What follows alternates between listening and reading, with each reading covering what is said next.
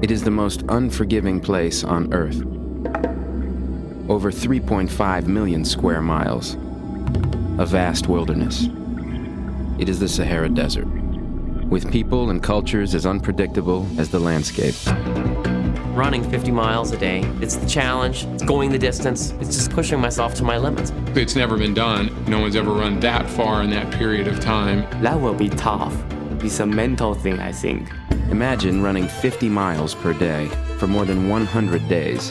In an unprecedented personal challenge, 3 ultra runners, good friends, test physical strength and mental toughness, running across the entire Sahara Desert. They're such high-end athletes. They're used to pushing themselves, but they're going to be pushing their bodies more than they ever have in the past. We've had injury, we've had sickness. Sorry, dude. The best thing to do would be to stop for the day, but we have to cover some miles today. Any Americans found there without proper paperwork are going to be considered spies, liable to execution. You're going to have to make the best decision for us as a team. It's so difficult for me because the personalities are so different. I don't want to push us into the ground, obviously, but I'll push us damn close. This is, a lot tougher than you could have ever thought. You can do this. You don't want to quit. It's okay. We saw a young boy, 7 or 8 years old, in the desert alone, fending for himself while his dad was a 2 days walk away to get water.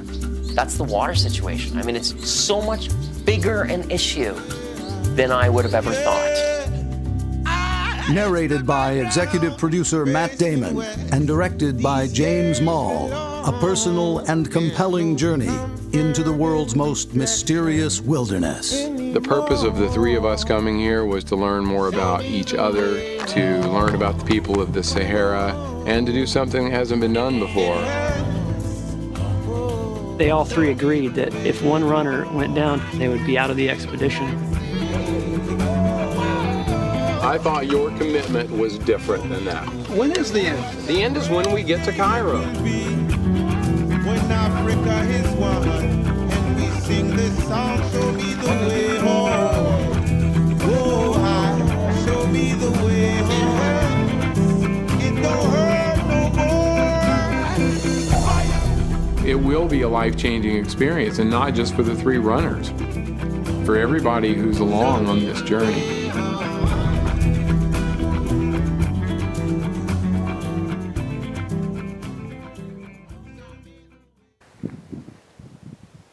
Hey everyone, here I am close to 3,000 meters in the Andes, right beside this beautiful lake as I'm delivering. I've got to tell you, probably the highest altitude keynote that I ever have before. Where should I start? I guess, let me first say that there are many types of adventurers. There's many types of adventurers. Of course, you've heard of mountaineering, and I'm sure you've also heard of ocean rowing and sailing. And these are sports that just simply aren't the ones for me. My passion is ultra running. And that's how essentially I arrived here. I've been running since leaving the Pacific coast of Chile up here into the mountains, about to cross over into the border and into Argentina. And it's been an incredible expedition so far. That's why I'm here doing this from here, not with you guys in the auditorium today. But, it's perfect setting, and I'll tell you why. Being an adventurer, I get to discover and learn a lot of things, not only about myself, but about my world. And I have to tell you, the things that I've learned about myself and I've learned about my world that I've been able to share, and that this team, an amazing group of people have been able to share, coming together to create an organization called Impossible to Possible, has probably been the most fulfilling for me as an adventurer. I'm a volunteer and the founder of this nonprofit organization, i2P, we call it for short form. And our goal is to educate, inspire, and empower young people all over the world. And we use the landscape of adventure to make that happen. Now, of course, I've told you that I've ran here, and I'm going to continue running another 1,100 kilometers or so towards Argentina, to Buenos Aires, hopefully running up to 100 kilometers a day. The entire journey will be talking about health and physical fitness with students all over the globe.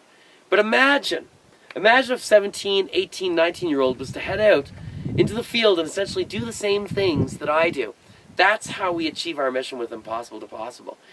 We are joined by youth ambassadors. This is the title that we give to the youth that are selected. And at no expense to the youth ambassador, they join us on an expedition, and they do pretty much what I do. They run large distances every day. They combine a relevant educational program to the area of the world that they're in, and they connect with tens of thousands of students on a day-to-day basis, essentially bringing the expedition into the classroom and the classroom onto the expedition. So case in point, because I'm throwing a lot at you here in a short amount of time. In 2010, we had an expedition to Tunisia. Jill Gilday and another group of 3 youth ambassadors, 4 in total, ran 268 kilometers across Tunisia learning about water.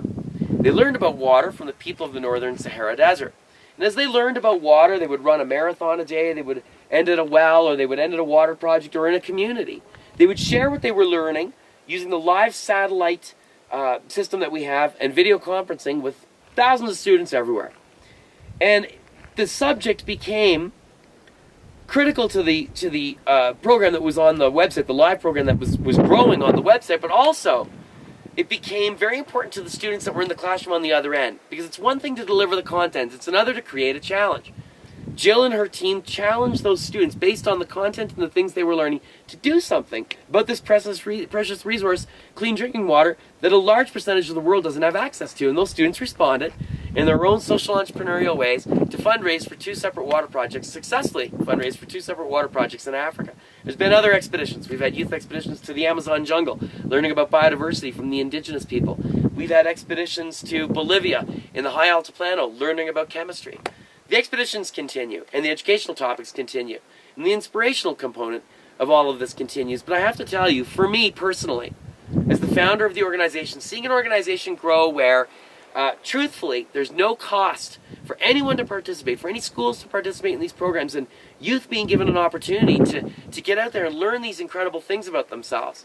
On day 111, after running 7,500 kilometers across the Sahara Desert, an average of 70 kilometers per day, before I put my hand into the Red Sea, signifying the end of the expedition, I reflected on the fact that 7 years before that day, pretty much to that day, I was a pack-a-day, sometimes 2-pack-a-day smoker. And a little less than 3 years before that day, I started running. I have to tell you, running across the Sahara Desert taught me that we are all capable of the extraordinary, that there's no doubt in my mind that everyone has the capacity to be incredible in their lives, that to be willing to take up a challenge and believe through extremely hard work and drive and ethic that they can achieve what might seem impossible. Now, I learned that 40 years of age, right? But I'm very fortunate, and our team is very fortunate, that we get to see 14 and 15 and 16 and 17-year-olds, whether they're in a classroom or whether they're on an expedition with us, realizing that in fact the impossible is possible and that they in fact can be freed from all boundaries.